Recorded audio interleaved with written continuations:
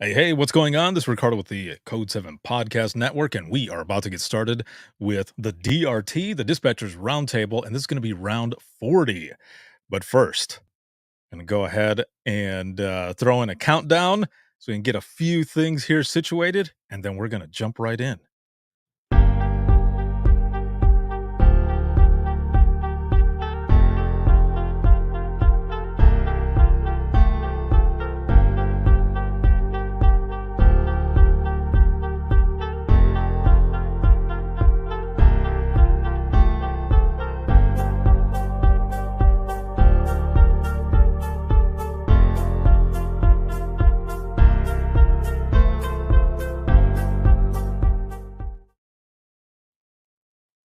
Oh, yeah. I think that's what I need to do from now on with the DRT until I end up getting that official intro put together. I always mention that I'm going to have that intro put in, but the way I want to put it together because the graphics have that I put out there, whatever round it might be, it has those boxing gloves that are black and gold. I'm going to animate those to have them go through almost like a little homage to Rocky 4. I believe that's the one where they've got the gloves that are coming in and then they smash. I wanna do something like that. Love those Rocky movies. End up putting the intro. It'll be interesting, but either way, welcome, everyone. Welcome back to the DRT, and it is round 40. Oh, man. I can't believe that there's 40 rounds of this. When I first started this, the very first version was actually part of the Within the Trenches podcast. It's the flagship show for everything that I do, where all of this that I do comes from. And I believe it was episode 43, which is the very first version back in 2014. Yeah, it was a long time ago. And it went well. However, the internet wasn't as fast as it is now. Luckily, the one person I had two people on there with me as part of the panel. One person's internet was not good at all. The other person's internet was just good enough, and we were able to do it, but it took years up until 2020 or 2019. No, 2020. It says so right there on the logo, established 2020. The internet and everything was good to go, and here we are, and we've got 40 rounds in, and I am excited today. This live broadcast is sponsored by InDigital as well as Prepared. And in this broadcast, we are going to be doing a live Q&A, and that is with some folks with Prepared. And they're also going to be giving us a preview of their new HorAIzons event that it's coming June 20th. And we've got a lot of stuff to cover. So we're going to go ahead and jump right in because we've been posting a lot of different things. And a big shout out to Prepared as well for being a Social Media Plus sponsor, not only for May, but back in March.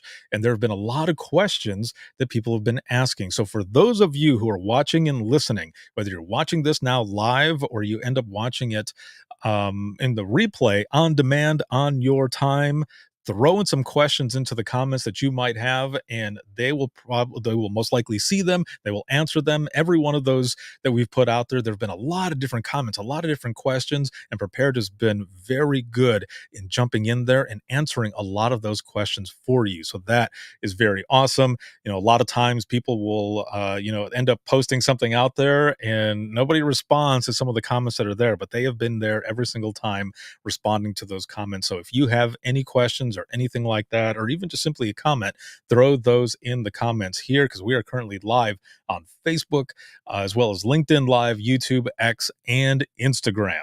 So we're going to get to that here. I've got two guests with me here today for this broadcast, round 40, the Dispatchers Roundtable, and the first guest that I'm going to bring up is Josh Keeler, and he is the marketing lead with Prepared. How's it going, Ricardo? Thanks so much for having us. What is up, man? Things are well. Things are very well. It is super hot in this room. I'll just say that right off the bat. I don't know why the AC doesn't come into this room as well as everywhere else. So it is very toasty. I hope you are comfortable wherever you're at.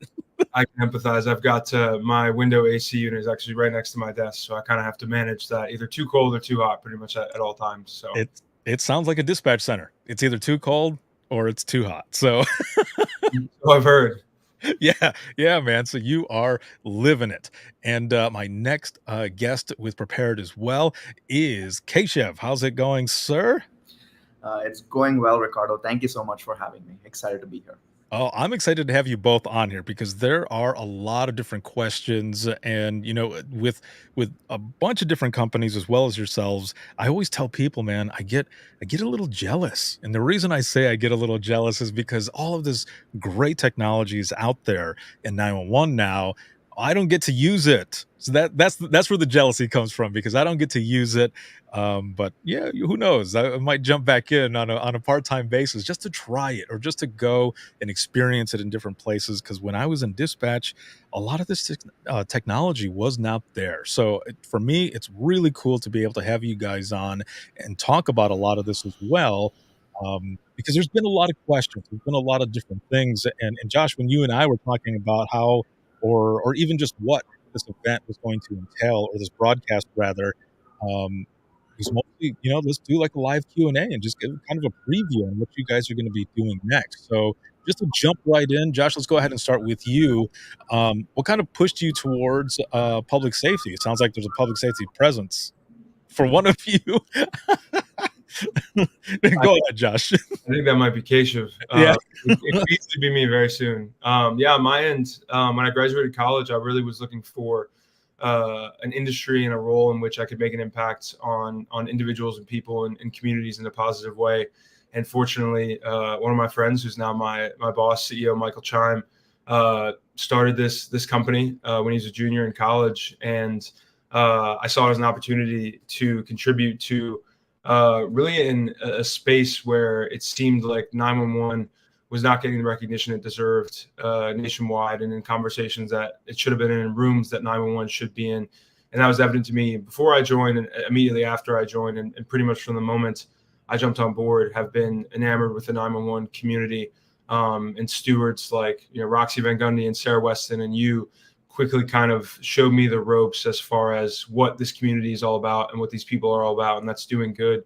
And when you think about it that way, it's pretty hard to not want to do the best work for these folks and arm them with the best technology possible in a way that, as we always talk about, fits within their workflow and achieves things they're actually looking for, not just things that we want to throw into the comm center. And so for the rest of my life, I'll be an advocate for 911, and I'm happy to be one in this role right now. It's so that is awesome to hear, and it's also a testament to whatever it is that is in the 911 space that just really gets into your blood. I think it's that that feeling of just simply service, just helping others, but also like for you guys being able to create and put a service out there that helps those within the trenches of 911, but also that will ultimately help those in the community and others out there in the field. Definitely, yeah. It's I remember going to my first Nina and just that's where you and I first met, and just seeing this entire space kind of on display in that setting was overwhelming in the best way, and it really helps connect and put a face to everything that's going on, because 911 callers, they're not getting a face, they're just getting a voice, the calm and the chaos. So it's cool to be on the other side and put faces to these voices and these people doing good and in their communities as the unsung heroes of public safety. So love it. Keshav, how about yourself? How did you get into or start getting pushed towards the public safety space? Yeah, and apologies if you hear ambulance sounds. I live very close to Mount Sinai in New York City. Oh, no, it's fine. If you ever hear that, I apologize. For me, so my background is in product management. And specifically, I was building products in the B2B SaaS ecosystem prior to joining Prepared, where the end users were other software engineers. And I really enjoyed like the idea of taking something abstract and building a product business around it, and doing it in such a way that we're able to solve real people problems. But after doing that for like about 8-ish years or so, you quickly realize that something is missing. And the way it manifested for me was I started to feel a lot of the Monday blues. And I was like, well, the problem doesn't actually excite me as much as like what excited me in that ecosystem, the B2B SaaS ecosystem, was just taking ideas and bringing it to market. That was exciting. But the overarching problem was was good, but and there's something missing. And then, fortunately, about 2.5 years ago, I got a call from the CEO of this company, Michael Chime, saying, "Hey, we are looking to hire our first head of product, and really liked your background. We were really new, brand new company. You'll be one of the early, seventh employee or so, and we have a really compelling mission." And when he mentioned to me the promise of what Prepared was trying to bring to the ecosystem, which was providing dispatchers, call takers, and responders with instant eyes on scene, that immediately resonated with me. And I'll tell you why, like really small nugget. When I first, prior to moving to New York City, I was living in Boston before this. I was, finding the right neighborhood for me to live in. And I had was in the Upper West Side, and I was in one of the hotels there. And we unfortunately we got there are people shooting at us like randomly on in New York City. There was like a stray bullet pretty much, and I witnessed that happening, and I witnessed firsthand how call takers and dispatchers in the city, in addition to the police officers, went above and beyond to make sure nothing happened to us, but also secured the scene, tried to address the issue as quickly as possible. And I also witnessed how the lack of that information that they could have gotten, like for example, the bullet casings, where it was, the location, all of those things, the absence of that increased the time it took for them to come to the scene, increased the time it took to address that emergency. So that mission of what Prepared was trying to accomplish really resonated with me. And so that kind of propelled me to take this chance and join Prepared and do everything I can to build a product that is valuable for the public safety ecosystem. And I have never been more happier. Wow. I was not expecting that. That is, that's awesome. There's not that you were in that situation. That I'll make that clear. Not that you were in that situation, but the fact that, that was, kind of, that inspiration, how interesting that something like that happened. And how I just have to ask really quick, because I always look for a correlation in a lot of people's stories, their experiences, and what comes next in life. And for you had this happen. How much time in between was that from that incident to the time that you were contacted by Michael Chime, and then this whole opportunity comes up? 3 months. Yeah. So again, how interesting that you went through that. And then 3 months later, you get this call, and you're like, you know what? I'm down with this, because you experienced that. And again, that was that inspiration that, I don't know about you and others who are watching and listening, but I am a firm believer that sometimes things they're meant to happen a certain way. And look at that, 3 months later, you end up getting this call, and now you're working for this company and doing all of these different things. So there's definitely a connection there. There's a correlation on a few of those things. So awesome. I'm glad to have you both here and to hear that little bit, from the both of you. Now let's jump into some of this here. As we're looking towards, the company, why did Prepare decide, really to focus on the assistive 911 technology, really being that piece that's working in parallel with dispatch, not the fact that it's taking anything over, but working in parallel, and also the approach to building, AIs as a part of this. Yeah, happy to address this question. So Ricardo, just so that I'm clear, there's a question how did we decide to go focus more on assistive technology, moving from, let's say, next gen media technology? Is that you right? Got it. Correct. Yes. Yeah. I would say Prepared's journey has started in that next gen media world, and we essentially operated on the core premise that 911 would find value in getting instant eyes on scene in order to inform them on how to proceed with the response from there. And we got a lot of adoption, over 15% of all of the country adopted Prepared's next gen media services, some form of the next gen media services, and have been increasing the amount of incident related imagery data points that is being collected. But as we were going through and working with these accounts and talking to all of our PSAP partners, our dispatchers, our call takers, our supervisors, we learned of something very interesting.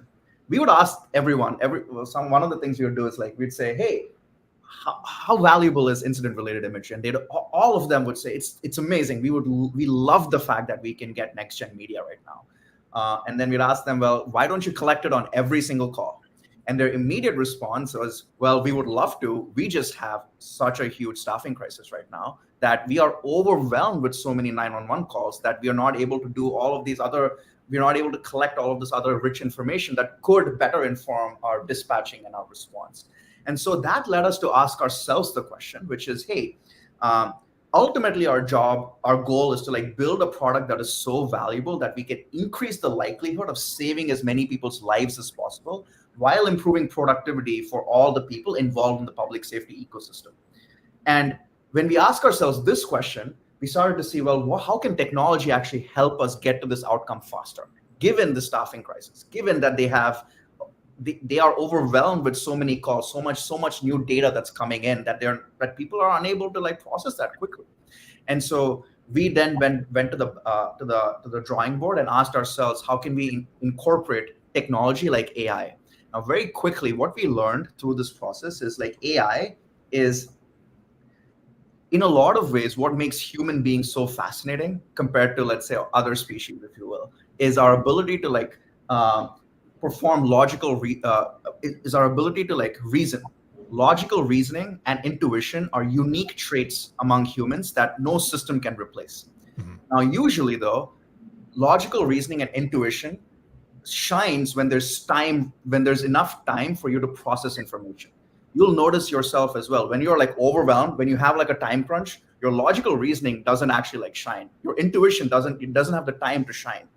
And so AI becomes a tool in a world where time is of the essence. AI becomes a tool for dispatchers, call takers, responders, and supervisors to parse and process voluminous amounts of information and display that in a way that makes sense to our call taking counterparts, so that their ability to like reason, their ability to like make quick decisions, their ability to like focus on the human side of public safety can shine through. And that has always been our approach to innovation here, is how do we assist all of our individual public safety counterparts to have their critical reasoning abilities and their intuition shine in moments of crisis. So how important was it in the beginning, especially when going or taking this approach rather in building of the AI, to have the input of whether it be, the straight front line, those answering all of those calls, or supervisors, directors, CTOs, trainers, or anything like that? How important were those conversations when going into starting to build this out? Yeah, good question. In a lot of ways, I'd say like in the product and in let's say in Prepared's R&D team, which is the product management team, I would say, one of our core mandates is to be obsessed with end user dissatisfaction. What I mean by that is like we are constantly asking ourselves, hey, if our end objective is to like save as many people's lives as possible and bring a peace of mind and improved productivity for all of the people involved in public safety, what's missing right now? Forget our product. Just in general, if they're going from A to B, what's missing? What causes an increase in stress? What causes an increase in time? And what causes an increase in effort? So we always work backwards from there. Then once we work backwards from there, we form hypotheses. We form like questions on like, well, it might be due to this reason. It might be, for example, due to the fact that non-English calls could take up could increase the likelihood of the response taking 10 times longer. Those are all hypotheses. And then from there, once we form a hypothesis, we go in and do what is called research. Every week, we try to talk to as many end users as possible, be it in call taking, be it in shift supervising, be it in QA, and just literally ask them, hey, if this is your end user outcome, what's missing? Forget Prepared exists. How do you go from A to B and what's missing? And we pride ourselves, Prepared prides itself on being a very customer-centric company in the sense that we don't want to form any assumptions for you. We want to partner with you. We want to deeply understand your workflow, and we want to build solutions in such a way that you're not battling the tool. The tool is not overwhelming you. The tool is almost ambient, if you will, and it's helping you get to the outcome as quickly as possible while optimizing for your peace of mind. So talking to as many people as possible every week. And internally in the R&D teams, we call this continuous discovery. We want to continuously discover new problems and new ideas for us to like innovate around. And I think with 911 as well, there's so many different things that happen that there is a way to constantly evolve and adapt, because those who don't evolve and adapt, those are the ones that disappear. And so I dig that you guys are able to do that, and having that approach, and also users. Now, Josh, for you, um, there's a lot of folks that you've spoken to that what are some quotes, or maybe even use cases, or whichever that you know of, that go along with this as well. Yeah, definitely. So, I mean, I kind of am able to enter the process after Keshav has done all the hard work, and then we just get to have the fun part where I hear Keshav built all the features based on the feedback, and I get to collect the kind of post user feedback when the solution is already in use and they're experiencing success with the solution. So that's the fun part for me when I get to interact with our customers, and how on our marketing side of things, we still get to be very customer obsessed, customer centric, and how we go about sharing our stories and hopefully shedding a positive light on 911. I always go back to Roxy. She told me if she could have her dream job would be just to rent a bus, deck it out, and just drive around the country and be a cheerleader for 911. And that's always in the back of my mind as we get to share these stories. But yeah, we've had some really, really cool ones recently with our assistive AI features, things like translation. We had a voice translation call, and I believe it was Ukrainian recently in Minnesota. And they used Translate to determine the help that was needed. So before even bringing in a third-party interpreter, use the voice translation through Prepared Assist, and then transfer it to a third-party translator or interpreter. After that, there was another foreign language call. They didn't have the specific language, but essentially initially thought it might be a medical case based on what was being said, but could tell through the translated transcripts that it was someone just calling to make a doctor's appointment. And so they were able to not send or create a call for EMD. They were about to create a call for EMD, and essentially were able to log it as dispatch assist and said canceled sending the EMD.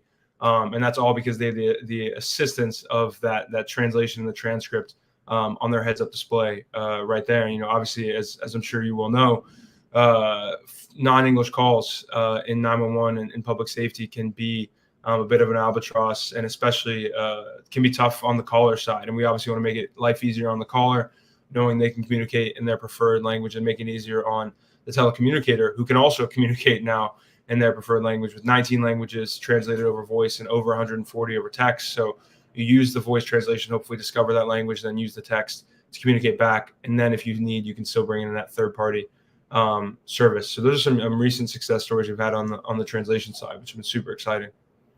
See, and that is awesome to hear as well. And you can see my eyebrows just like popping up, like this is cool, man. This is cool stuff. And as we're going through this as well, for either one of you, kind of mentioned already a few of these, but some of these core benefits, really, on this, what you offer. Absolutely. The way, and Josh, feel free to chime in here. The way we've always thought about benefits is instead of thinking about it holistically across the platform, let's focus on the individuals involved in public safety in the equation. And at a high level, it would be the call taking process, it would be the dispatching process, and then it would be, let's say, the supervisory oversight, the review stuff, where like you're training people, you're coaching them, you're providing feedback, and you're building trust. Then finally, there's response. So across these different verticals, if you will, or personas, we think about benefits for, let's say, for call taking. It would be, how can we ensure call takers can talk to as many people as possible, be it if they are, if let's say they have any sort of disabilities, if they have any sort of issues with the English language. How can we ensure that they're able to take as many calls as quickly as possible? And they're doing so in a way in which they're able to get rich insights with little effort. So reducing things like call taking effort, reducing the typing effort required to extract that information are all key benefits we provide for call takers. When it comes to dispatching, we ask ourselves the question, what can Prepare do to improve dispatching efficiency? How can you get the right information really quickly and pass it along to the people on the field to go in and address that emergency? So things around like call summarization, highlighting of key insights, like gunshots, medical-based information. If there was like other suspect descriptions, all of those things get highlighted quickly so that, again, you can take that information, pass it along to the field, and do so in a way that is like non-intrusive. All of this, of course, needs to be backed up by good data. So we provide really good location from multiple different sources, again, visualized in a way that makes sense for the call taker and the dispatcher. And then finally, as a supervisor, you want to be able to get, let's say, full visibility into what's happening on the floor from wherever. Maybe you are on the field, maybe you're doing something where you're outside of the dispatch center, or maybe you're in the dispatch center, but your dispatchers and call takers are taking so many calls. How can you get alerted to the right calls quickly, find the right information, and either give people the kudos that they deserve for doing such an amazing job, or provide good, rich feedback to build that trust and help call takers and dispatchers shine in their respective jobs. So that's kind of like at a high level how we've thought about architecting the product to enable the outcomes that all of these individuals in public safety deeply care about. See, and this is good to hear as well, because I think a lot of people, and you know, a lot of stuff that I've seen even recently, or from the last time that we had back in March when we had round 39. I think or 38, I don't know, they're all meshing together, but either way, I think one of the things that is out there is that, you know, a lot of people have kind of these, I guess, different thoughts on what's going to happen, like, to them. You know, some folks are thinking, you know, am I going to get replaced or whatever? And others are like, no, the human piece needs to stay there. And I think one of the things to continue to hammer in is that this is something to work in parallel, almost like sitting on your shoulder, you know, in a sense where you're being assisted with certain things, that it's not going to be taking over anything like that. And so this is good. This is good to have that out there, but also clear up some of these misconceptions. So, also, you're so I mean, just so that people know, so you're like a complete type of suite almost, right? It's not just video to 911 anymore. There's, as you said, moving towards assistive 911 technology, where, you know, you've got the transcriptions, you've got translations, you've got text from 911, right? Am I missing anything? Is there like analytics, or, you know, all of this to be able to assist those in 911 on the front line?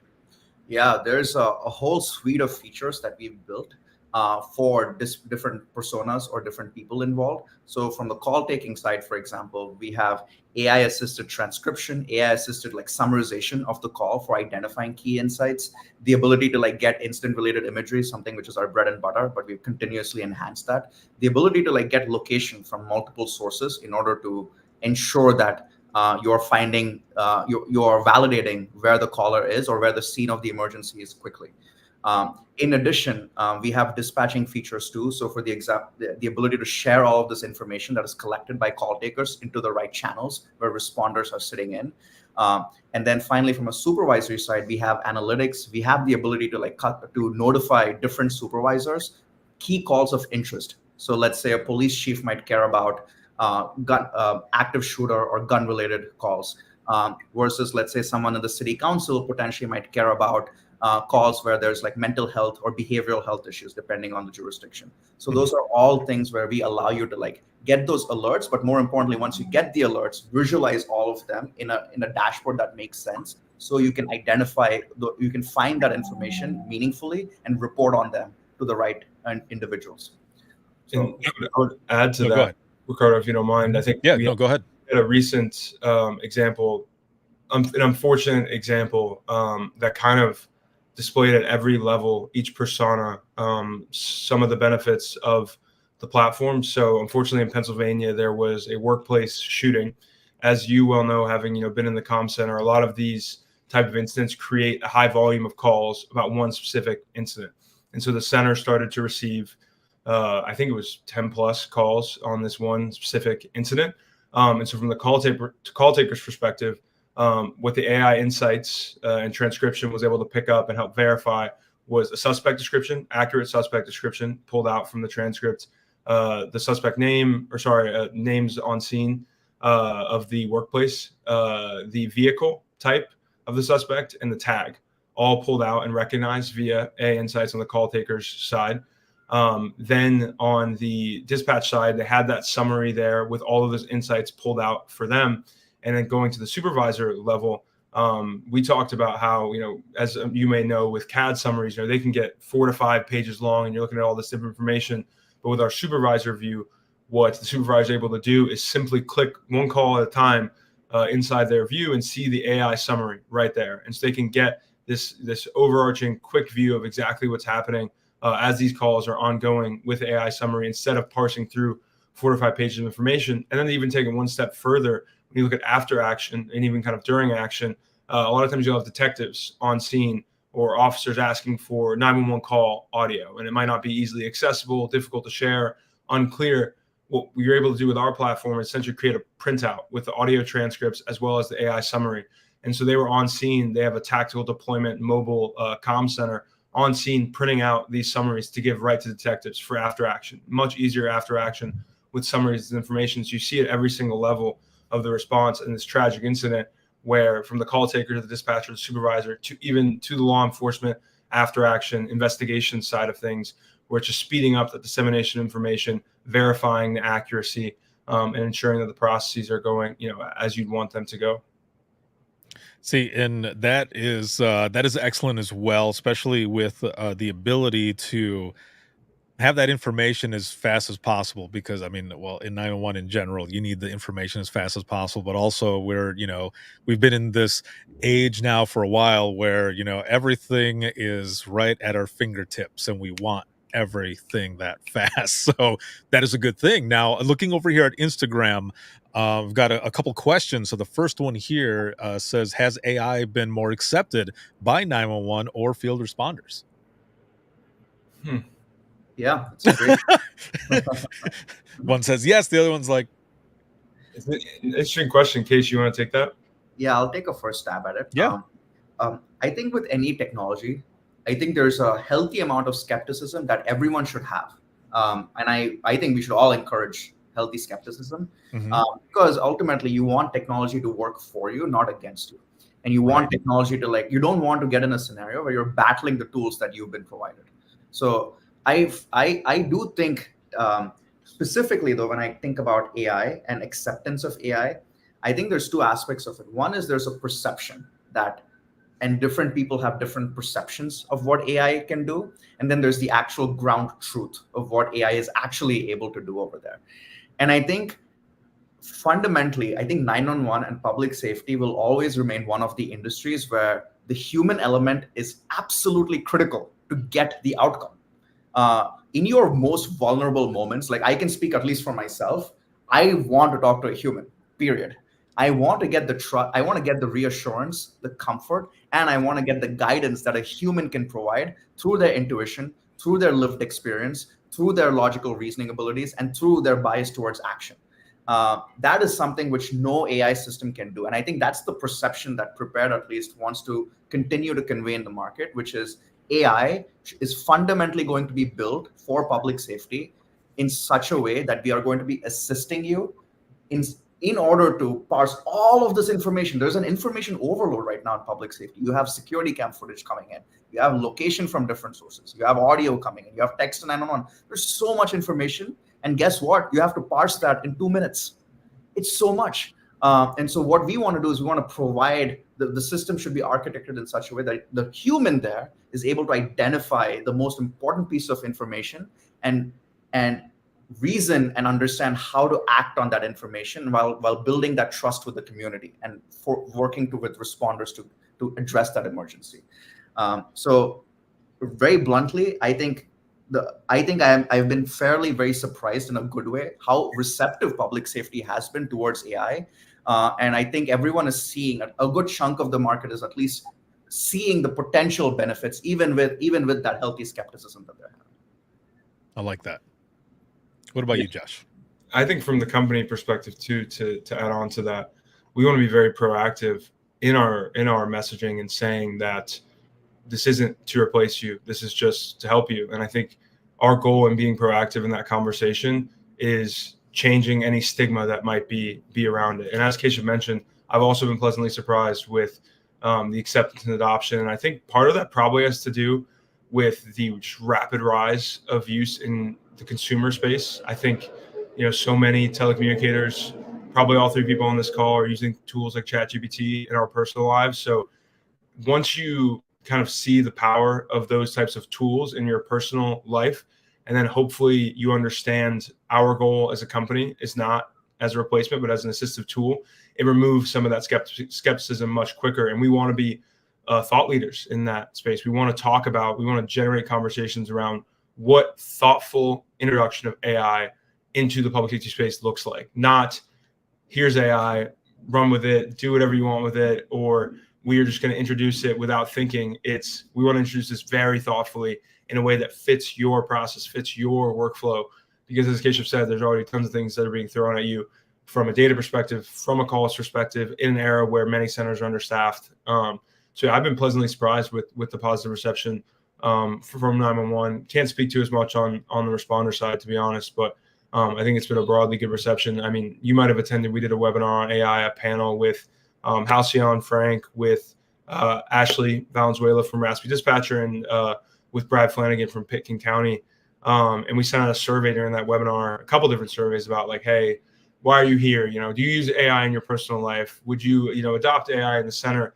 And a lot of the answers hovered in this range of like 70-30 to 50-50, like somewhere in that kind of broad space. So there's definitely some skepticism there. It exists. I think it's our job to communicate that for anyone that might be skeptical, we're being very thoughtful about it, and it's meant to assist you.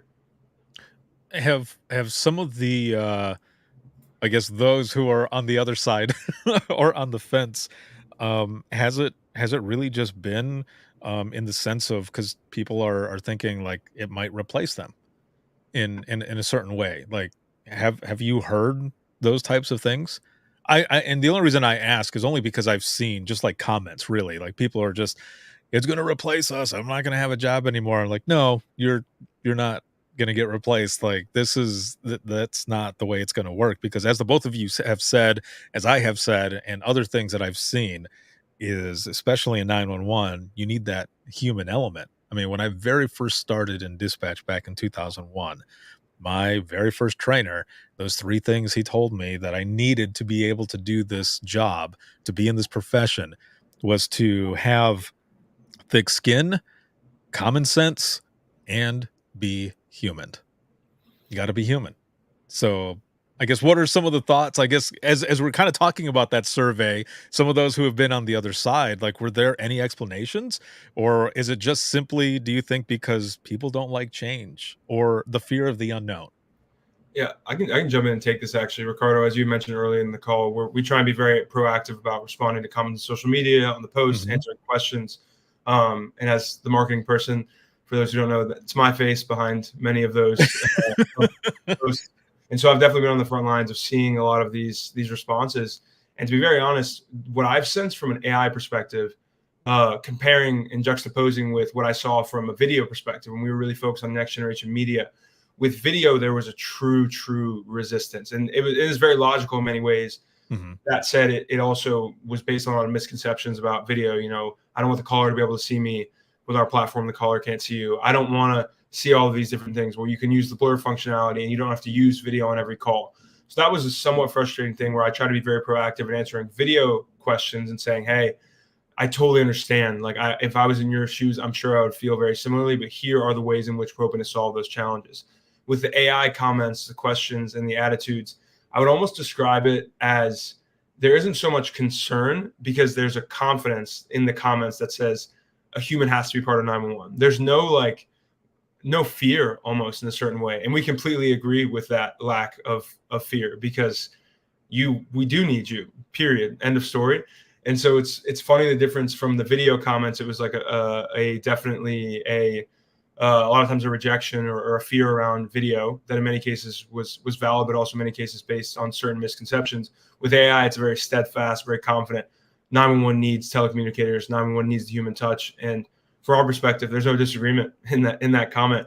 We're as confident as you are that we need you in this process, and we're also as confident that we believe we can help you. Right. Period. I think that's the bridge that we're trying to create. Is like, we're on the same page. We need you, and we believe we can help you, and we believe we can do that in very real ways. I mean, another example would be a director earlier this week told me he believed from the perspective of being able to do real-time QA. The supervisor can watch what's going on in these calls from any different room in the comm center, let's be on the floor. And so they're able to, essentially the quote was, if you catch a mistake real time, it's not a mistake. And another director said, you're catching errors before they're errors. So you're avoiding those, and the director later said to me, it definitely reduces liability. That was his belief. And so that's something we want to share, like, we don't believe it can replace you, but hey, here's an example of something we believe it can help you and assist. So I guess to sum it all up, yeah, there's not so much a fear, or maybe there's some skepticism, but it's more a confidence. Like 911 needs me, and we agree 911 needs you, and we just want to help you. Excellent. So another question here from Instagram. Let me scroll up here really quick. So the other question here, as I said on Instagram, it says, "How do you overcome multi-agency / county dispatch centers that have several agencies that don't necessarily share the same operational goals?" Yeah, that's a great question. I wonder if the questioner is asking about, and Ricardo, maybe you can help me out here. I wonder if the questioner is asking about how does AI work when the goals of, let's say, your sister agencies or agencies that you collaborate with could be different. Is that a fair assessment of how that question is? I think that's pretty close. The other thing that I was thinking as well is, let's just say, for example, when I was still working within digital, I was the one who's working on all of their text for 911 stuff. And what we saw was that, there would be, one agency where, like, some of the agencies around, not in Indiana, of course, because Indiana, it's statewide. So it's not so much like that. But in other places, it was more so like, one agency had text for 911, but another one didn't. So now how are we going to overcome that? How are we going to overcome that piece? Or, like, in the beginning, the way it was if you had an over the top type, and for those who are watching and listening that don't know what I mean, is basically let's just say like a browser based, and someone had it that was built into their phone system, and it was on a different let's just say platform. You weren't able to transfer. There wasn't a way to connect during that time. So how are you overcoming those challenges, those operational goals, those operational challenges? How are you working together to be able to do that? And at least within digital, there were different ways that we could make that work, where people were able to end up eventually transferring over, or even in the sense of having to call, and say, we've got this that's going on over text. We can't transfer it to you, but we're connecting this way. So in that sense, for, other places that might not be using Prepared or have those same operational goals, how do you overcome some of those things, but also in the sense that you said it as well? Yeah, so good question. So maybe I can talk a little bit about, let's say, product principles that we've adopted to help address that specific question. And then also talk a little bit about, from a company perspective, what are we doing to ensure interoperability and good partnerships with other public safety counterparts here. Yes. So specifically from a product principles perspective, interoperability is enshrined in how we think about architecting and developing our system. So what this means is, when we think about, let's say, a new feature, a great example is text to 911 you brought up. We currently support text to 911, and we built it in such a way that you can now transfer this not only between prepared to prepared, but also fundamentally you can transfer this to any other agency that is willing to accept this. So for example, we have a really good relationship with InDigital to send these text to 911 incidents to products like Texty, for example. And we have active centers using workflows like that. And our goal there is to make sure that you're never battling the tool. For cases where you have to collaborate with other agencies, where you have to work with your CAD vendor to get the information prepared as parsing and pushing it in. That's been our philosophy from day one, and we've architected the system for that. And we have open APIs that we support to help foster this relationship with, like, deeper, rich integrations with some of our partners. And you will actually see some of these partners talk about themselves in our upcoming HorAIzons webinar as well. So be on the lookout for that. Super excited about that.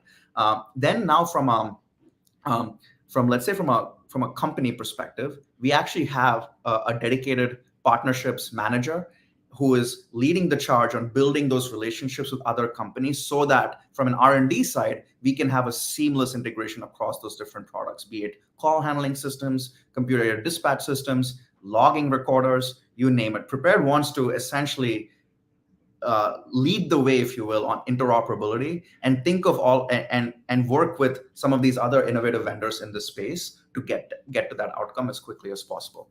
And the last thing I would add to this is from a very strategic perspective, we have intentionally taken the approach of like being an over-the-top solution and like allowing ourselves to embed into a center without them having to rip and replace existing systems. And we made an intentional decision to get to that outcome. We do not want people to feel like, well, if I have to use Prepared, I have to go through like a 4-year-long procurement process, rip out all of my IT systems to get to the benefit of like an assistant that is focused on bringing you peace of mind and sits with every single dispatcher or call taker. We wanted to instead build a product in such a way that it's plug and play. You can use this in whatever workflow you want without having to go through like a really rigorous IT setup process, because it's fully delivered over the top. It's been cloud native from day one, and it's built with usability in mind. So that's like a high level overview of how we've been thinking about this. I like that, because when I was working within digital, I think the longest implementation we had when doing this, especially if something had gone down and they needed texting, like we were able to do it with, we would say, does anybody have a laptop there? Like we can do it in like minutes, but like the most it was, like 2 weeks for implementation and getting a bunch of different stuff if it was a bigger center. So that's, I really dig that. And Josh, I saw you come off mute. I feel like you've got something to add to it. Go ahead. As I've been trying to do today, I'm trying to back up one of the things Paige is saying with a use case example. Mhm. And so I think this may be a really specific example of what hopefully the question was kind of getting after: collaboration between agencies. So we have an agency chat feature that essentially enables call takers, dispatchers to send out mass notifications to large groups of responders, other agencies, things like that. And so I'll just read what this one director sent us. So at approximately 17:59 hours on May 18th, an officer was stabbed multiple times by a prisoner, and 2 officers were transporting from the hospital back to the station. As you can imagine, the initial call for assistance was chaotic, and our member police department needed additional officers to secure the scene and respond to other calls for service. Within minutes of the emergency, a text message was sent to officers to notify dispatch they were either at the station awaiting assignment or en route. The message was sent without delay. They hadn't had a chance to do a notification test after setting up the group contacts. So it was the first time they were using it live, this agency chat feature. They said the system was much faster than using a CAD text notification or pulling up one of their other systems and going through all those steps, and obviously much faster than making individual phone calls. Later, we were able to also use the same system, our system, to let all the personnel know that the condition of the injured officer was stable. So essentially, you have this officer being stabbed, and you're able to send a notification for mutual aid, essentially, to have other officers cover both this incident and then cover other incidents that are needed because that incident is being covered through our agency chat feature, and use it live. So that's some collaboration across agencies using that feature, which is a great success. That is awesome. And before we get into like the next section here, or we're kind of focusing a little bit on that transcription piece, and then of course talking about New Horizons and all. There's one more question in here on Instagram that I want to make sure, because it kind of goes along with what we're talking about here a bit. And so the question here says, how do you get future minded versus old school chiefs who share a dispatch center? Like how do you get them to kind of come together on this as well? Because like we've been saying, not everybody likes change. There's the fear of the unknown, there's skepticism, there's all of this stuff that gets into it. So I guess in your experiences from the both of you, and what you've heard or any of the centers that you work with, and Josh, maybe you have a quote on this as well, but how do you get some of these future minded folks versus some of the old school to kind of come together on a lot of this stuff? I think Those who share a center, that is. Yeah. I think the big focus for us, what we want to do is come in and show value as quickly as possible, because that is the best thing to reduce skepticism. Mm-hmm. We can throw around gaudy promises and big words and and hopeful statements all day. But when the rubber hits the road, is the product working? Is it helping people? And that's what we've tried to show today as part of, backing up what Keshav has talked about on the product side. Here's examples of that.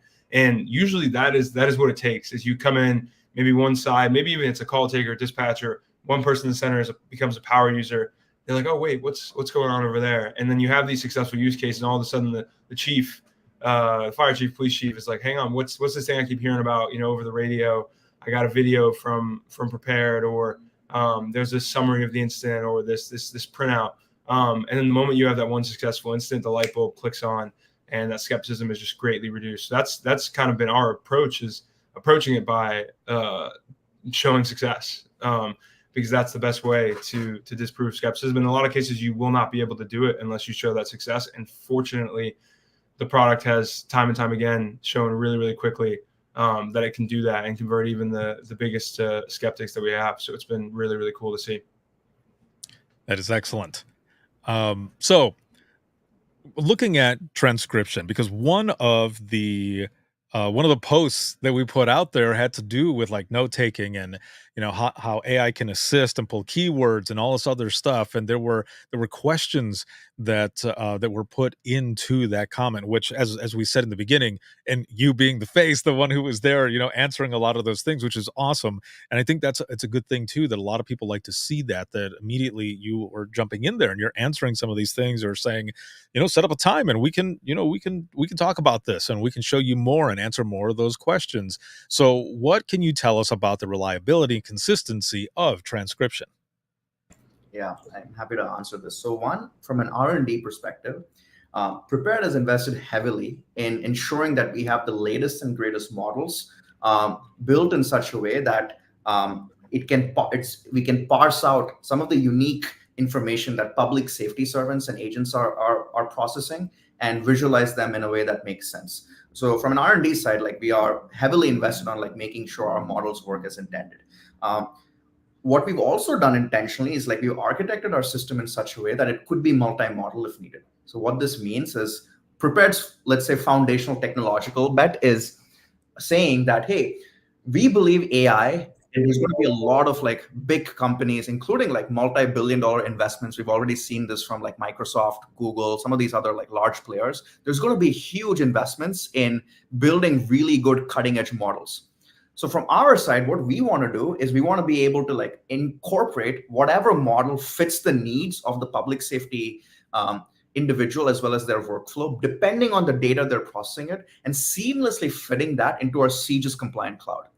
That is fundamentally how we've architected our system. And why that's useful or important is saying, hey, like the models that we have for, let's say, audio-based transcription would be different for, let's say, when you're processing, adding an AI layer for processing media-related information, or when you're processing text-based information, the models could be different. Our neural network probability algorithm that we'll probably have to like tweak a little bit will be different over there. So those are like intentional decisions we have taken to like build the product. Now, specifically now coming to the ground truth of like how reliable is our transcription.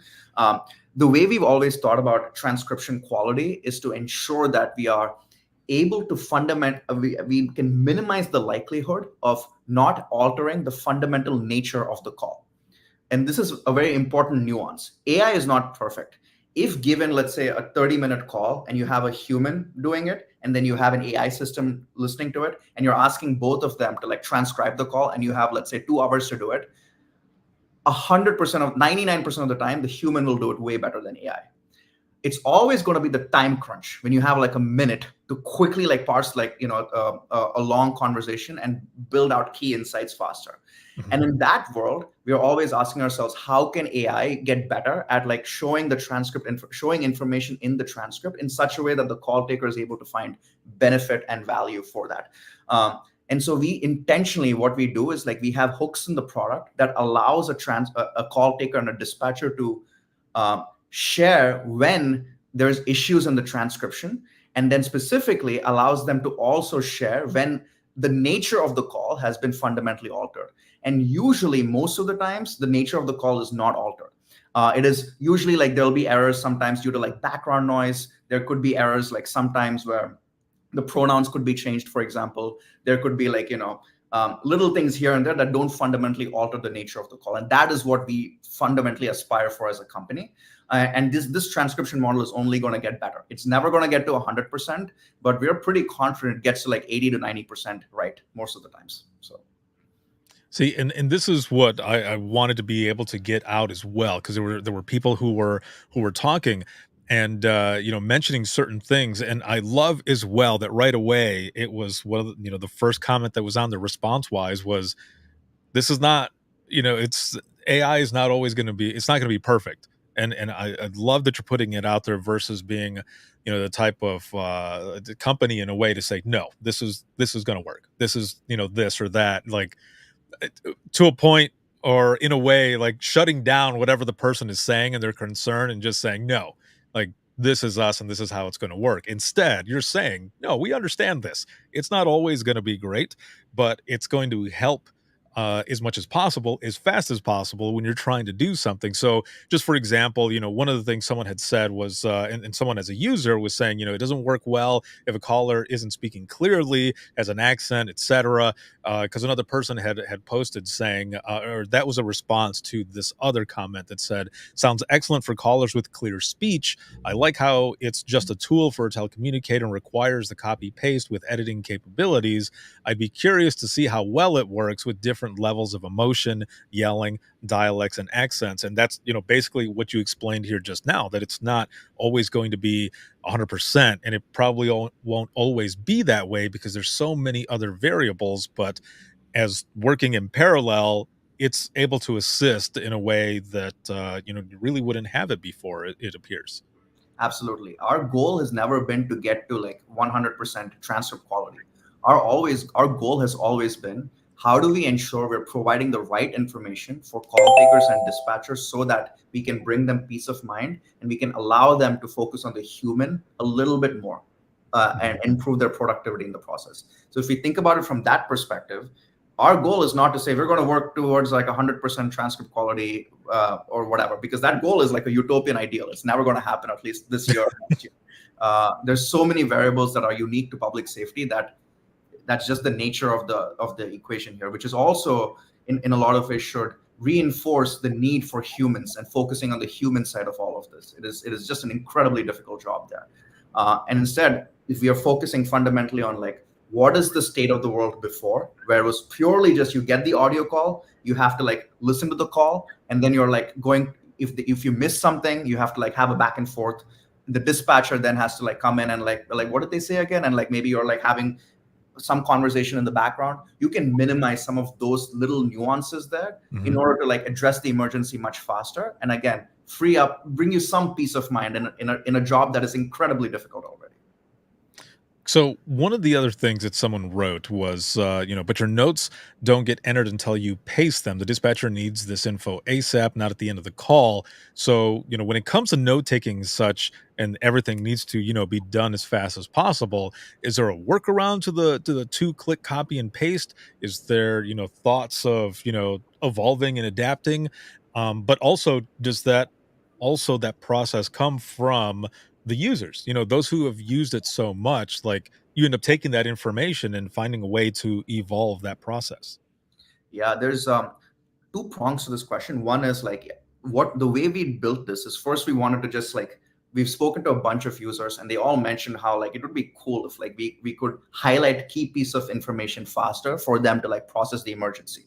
And that eventually led us to build a solution where you can quickly summarize the entire call and identify key pieces of information, like where the call is happening, whether there was like any weapons involved, medical information, vehicular information, and suspect or person of interest based descriptions there, highlighting all of those key informations. What we were pleasantly surprised by is what good reception we've had for that feature. And again, this is something we'll talk about at length in our upcoming webinar.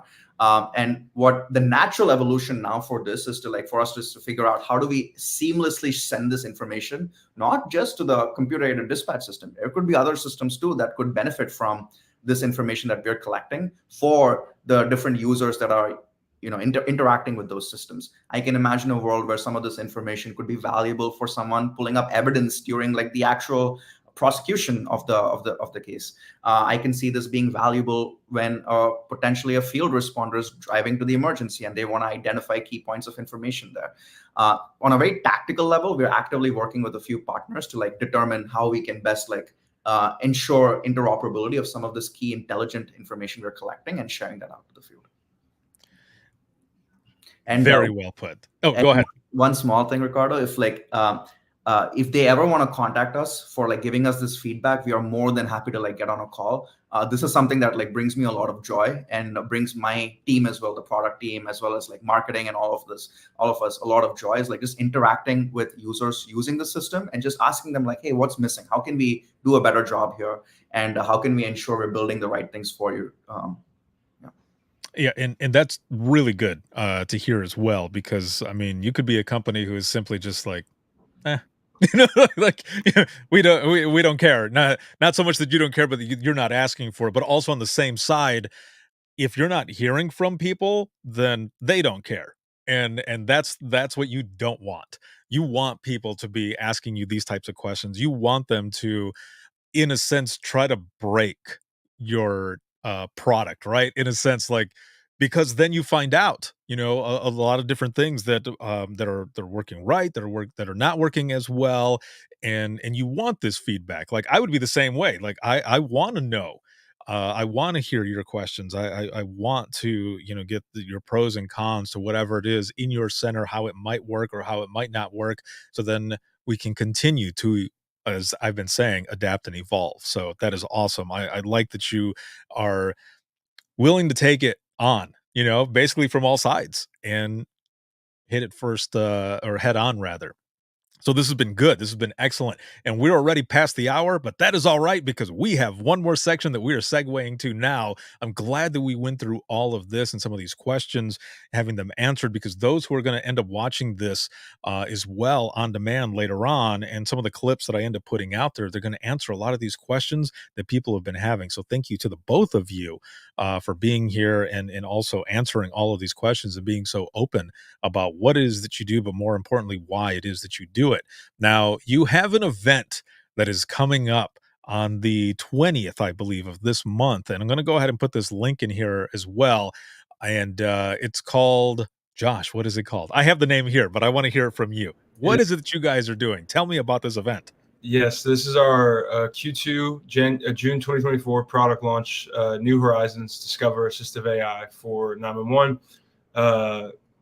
Deftly led by Keshav himself, who has led this initiative and put the agenda together for the session. Really excited to share with the world 3 new features, and we'll be debuting those features alongside 3 of our partner agencies. So it's not just going to be prepared talking and speaking about our platform features. You're going to hear directly from the folks that helped us build it and are going to be using it in their agencies.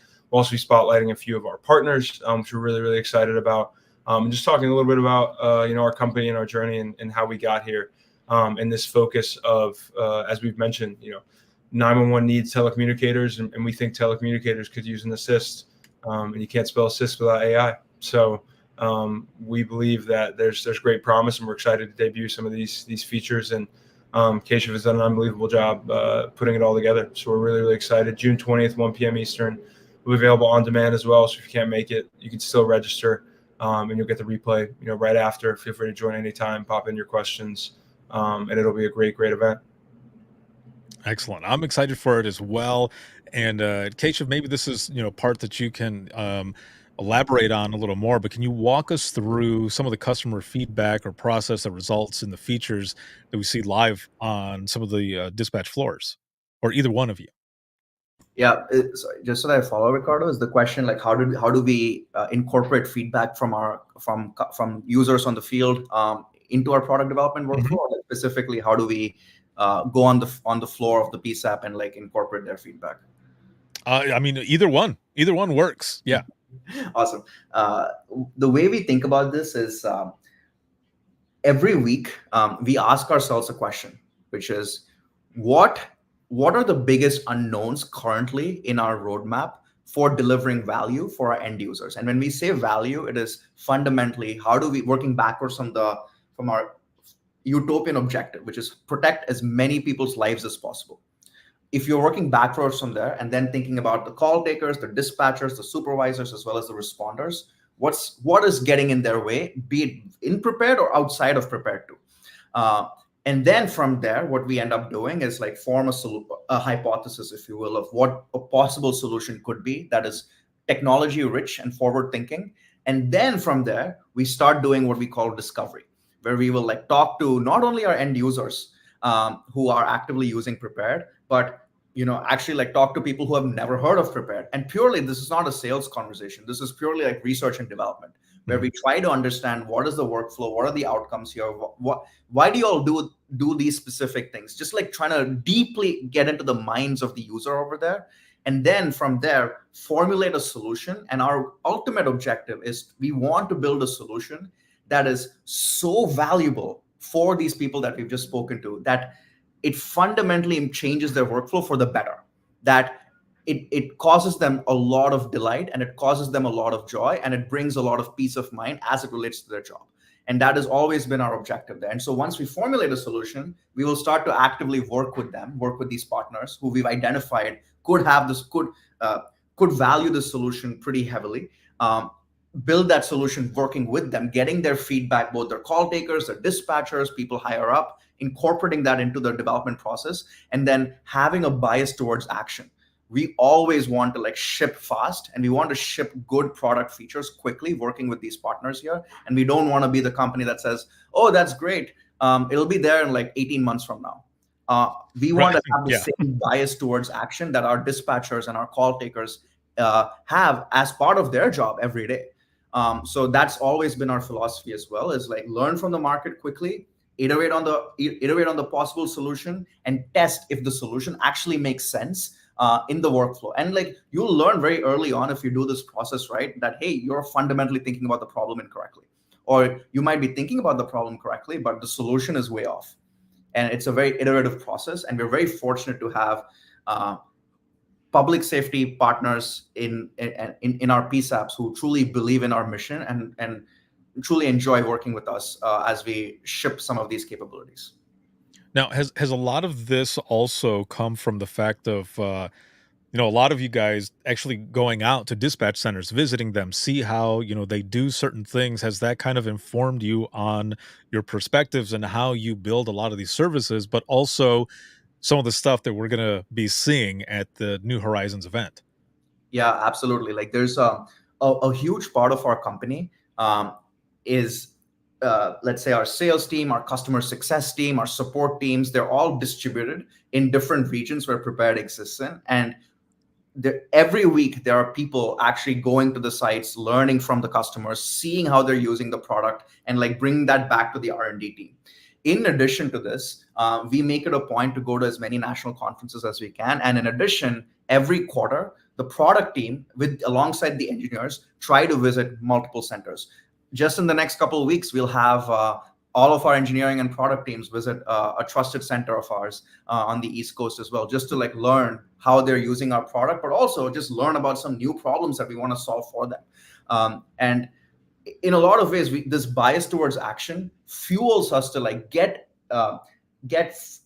front and center, get inside the PSAP, and get ahead of that problem as quickly as possible, and learn as much as we can.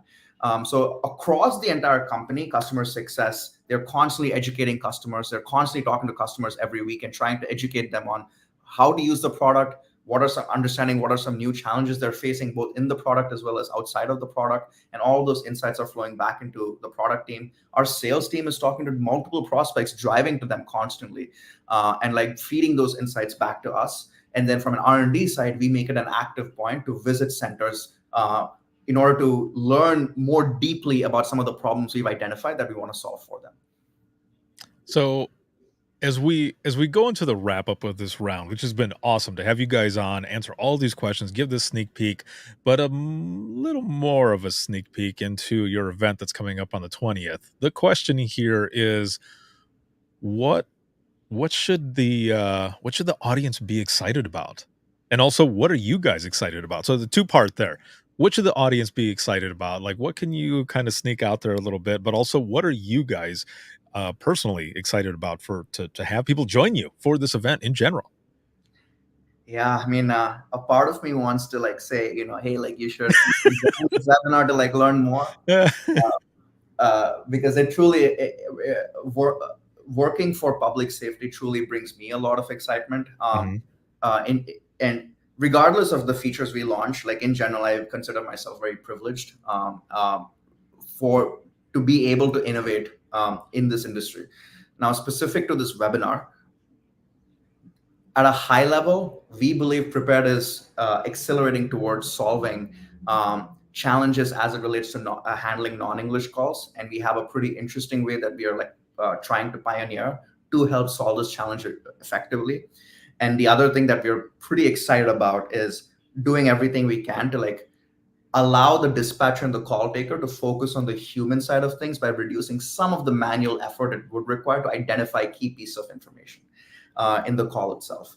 And we're pretty excited about some of the summarization pieces there that we're going to be showing. I'll leave it at that for now. Awesome. What about you, Josh? I will mostly just agree with what Keish said. My thoughts, I guess, to add a somewhat unique spin, as part of the kind of the New Horizons angle of it and the focus of that, I think it speaks to us really wanting to charge head first and lead the way in conversations around AI and 911. And I hope that people come to that event. They're not just going to learn about features, not just going to hear from PSAPs, not just going to learn about us, but they're going to hear conversation about AI in this space and the thoughtful introduction of AI and what we believe it can do and how it can make a positive impact on individuals, on communities, on PSAPs, and on the industry as a whole. And I think that's my goal. That's why it's the theme of the event. That's why we want to talk about it and we want to be at the front of that conversation. So that's what I'm excited for. I think it hopefully charts a path for us to really move that conversation to the forefront of the space and be at the forefront of that conversation. So that's what I'm stoked for. I think for myself, just listening to the both of you throughout this entire broadcast, some of the questions that I've seen and everything between everything that you guys have said today, that we've talked about today, and what's going to be mentioned in the webinar as well for the New Horizons event, is one of the other things that can be brought up is peace of mind. Because I think that's a big thing that you guys have answered today, and probably a lot of what will be some of the questions that'll probably come out during that webinar, if you guys are taking questions, of course, and some of the stuff that you're answering also is that peace of mind that the people know that one, they're not going to be, replaced as we've been talking, some of the misconceptions that come with AI and everything. For me, I think that would be one of the biggest pieces is to know that going into this, again, between both this conversation and what'll be coming up is that basic need for peace of mind and answering the questions and you guys being open. So there you have it. It's been awesome to have you guys on. This has been good, man. Thanks so much for having us, Ricardo. We always appreciate it. It was a pleasure. And as we mentioned, in case you mentioned, feedback and questions are what we run on and what we sustain on as a company. We want it all. Please bring it all to us, prepared911.com. And you can go to the contact page, submit any questions that you have. I'll put my email out there, joshk@prepared911.com. Shoot me an email. If you have questions, I'll forward it to the right person or answer it myself. So I really, really appreciate it. And don't forget to join us on June 20th at New Horizons. Perfect. All right. Well, thank you both once again. And I'll be right back here with the both of you in just one moment. And for those who've been watching, thank you very, very much for watching, for listening. And when you watch on demand, and also for those on Instagram and everyone who are submitting questions and everything as we were going through this, the comments, this has been an excellent round. And this was round 40 of the Dispatchers Roundtable. And if you have any comments, questions, or you ever have a topic that you want to have on the Dispatchers Roundtable, or if you ever want to be a guest as a panelist on the Dispatchers Roundtable or a guest in the flagship show Within the Trenches podcast, you can send us an email, and that's going to be wttpodcast@gmail.com. Once again, that is William Tom, yes, I win in phonetics, podcast@gmail.com. But the easiest way to do all of this is to simply go to I went this way, right there you go. The link down in the bottom left-hand corner of the screen, and that's going to be links.co/WTT podcast. And once again, that is links with HorAIzons.co/WTT podcast, and you'll find everything there. You'll find my email, social media, where to follow, where to listen to the latest episode of Within the Trenches podcast, where to purchase Imagine Listening, pre-order book number 2 that comes out this August 4th, 2024. But also, virtual events, dispatch, podcast merchandise, all of that information can be found there. That is links.co/WTT podcast. This live broadcast has been sponsored by InDigital as well as Prepared, and a big shout out as always to subscribers of the podcast and Within the Trenches media. This can be seen on Facebook, LinkedIn Live, YouTube, X, as well as Instagram. And then for the flagship show, you can listen 24/7 on Apple Podcasts, iHeartRadio, Spotify, your favorite podcasting app, and withinthetrenches.net. Make sure to hit that link, register for New Horizons, and check out all the good stuff that's going to be coming from that webinar event and more from Prepared. And we'll see you all in the next one. Have a good one, everybody.